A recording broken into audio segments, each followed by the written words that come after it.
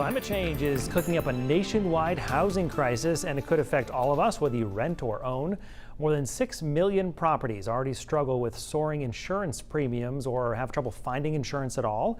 And there's a new report that projects another 39 million may soon face the same problems. NBC's climate reporter Chase Kane reports.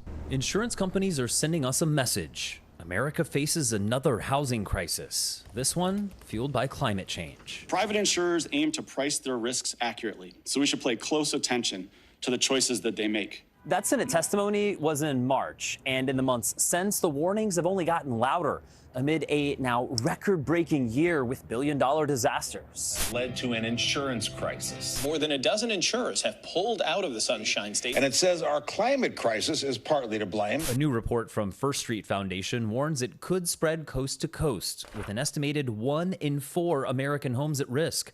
Concentrated in the counties shaded in orange, NBC used First Street's data to highlight where insurance premiums could skyrocket to match the risk posed by climate change. That's 39 million properties. Whether it be wildfire, wind, or flood, they have some level of significant risk from those climate hazards that makes them likely candidates for having either insurance premium increases in the future or potential pullouts of private insurance companies in their communities. It's our poor citizens who are affected first. Maybe you inherited your house from your mother and father and you just have enough money to pay the bills.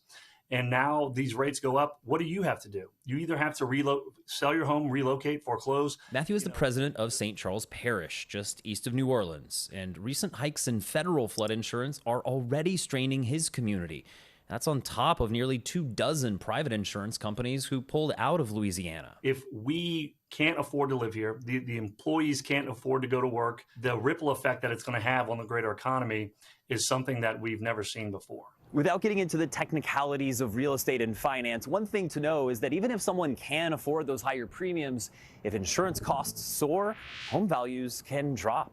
I talked to the governor up in Colorado, struggling with similar issues. This is an issue all across the United States. And on stage at New York Climate Week, California's governor acknowledged the problem is so bad, he may call a special legislative session. This is a red flag, not a yellow flag. And we are not going to be waiting till January, the next legislative session. And whether it's government intervention or no action at all, real estate and climate experts like Jesse Keenan say every path forward carries some cost. We can either address this problem collectively through democracy, or we can leave it up to Wall Street.